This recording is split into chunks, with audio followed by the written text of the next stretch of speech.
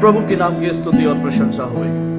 परमेश्वर ने फिर से हम सबको एक नए दिन में लेके आया ताकि आज फिर पुनः उसके वचनों के साथ हम कुछ बातें करें, ताकि परमेश्वर हमें इन वचनों के अनुसार हमें अगुवाई करे और हमें परखे और हमें समझे, ताकि हम भी इन बातों को जानने पाए कि परमेश्वर ने हमें क्यों चुना है, क्यों बुलाया है।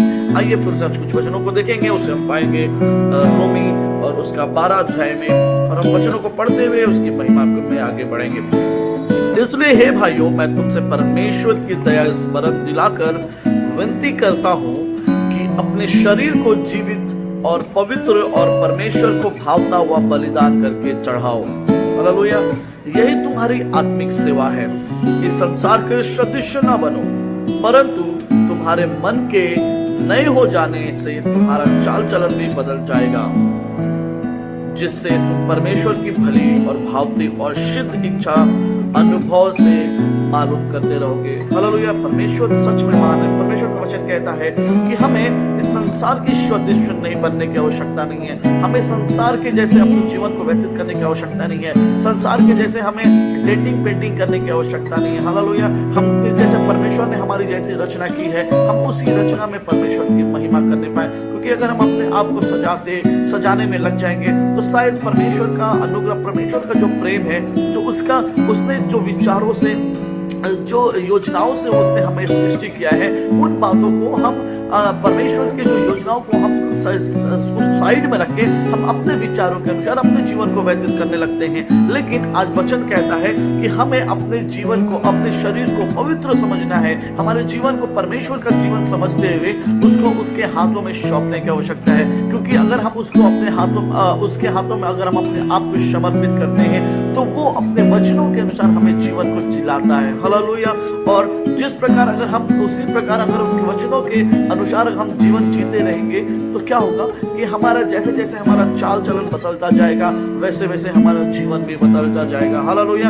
हमें संसार के सदृश बनने के लिए नहीं, लेकिन हमें बलिदान होने के लिए परमेश्वर ने एक मेमने के रूप में यहाँ रखा है। हमें परमेश्वर के लिए दुख उठाने के लिए परमेश्वर ने यहाँ रखा है। अगर हम देखते हैं अन्य वचनों में ऐसा लिखा हुआ है, क्योंकि मैं उस अनुग्रह के कारण जो मुझको मिला है तुम में से हर एक को कहता हूँ कि जैसा समझाना चाहिए उससे बढ़कर कोई अपने आप को न समझे, और जैसा परमेश्वर हर एक को विश्वास परिमाण के अनुसार बांट दिया है वैसे ही सुबुद्धि के साथ अपने को समझे। हालेलुया। देखिए वचन भी यहाँ कहता है कि सच में जैसा परमेश्वर ने हमारी सृष्टि की, जिस प्रकार परमेश्वर ने हमें बनाया है, हमें उसी विचारों में रहने की आवश्यकता है। हमें ज्यादा सोचने की आवश्यकता नहीं है। अपने आप को किस प्रकार हम अपने जीवन को चलाएंगे, किस प्रकार हम अपने जीवन को एक सुंदर भविष्य देंगे, इन बातों को हमें सोचने की आवश्यकता नहीं है। क्योंकि जो देने वाला है वो हमारा परमेश्वर है।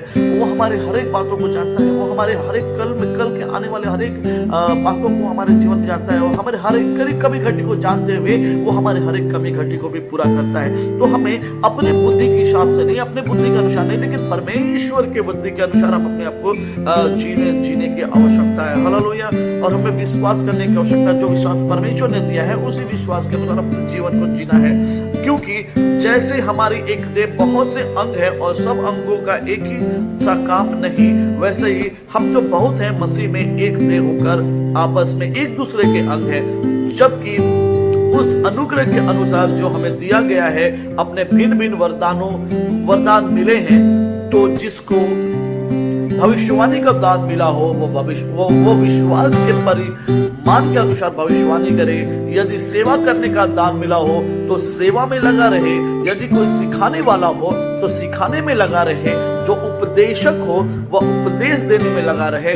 दान देने वाला हो उदारता से दान दे। हालेलुया।